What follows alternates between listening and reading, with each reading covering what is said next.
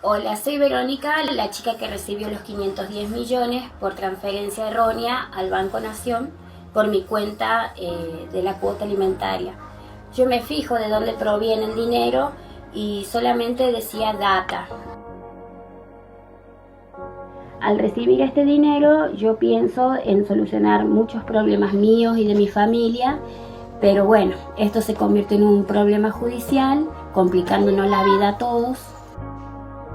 Y a todo esto nos congelan las cuentas bancarias, incluyendo otras billeteras virtuales, en donde no tenemos ingresos económicos, tampoco podemos cobrar asignación y alimentar de los niños. Me gustaría acudir a la solidaridad de la gente, si me pueden ayudar a compartir el video, ya que no tengo medios para publicarlo, y si me pueden ayudar económicamente, se los agradezco de corazón.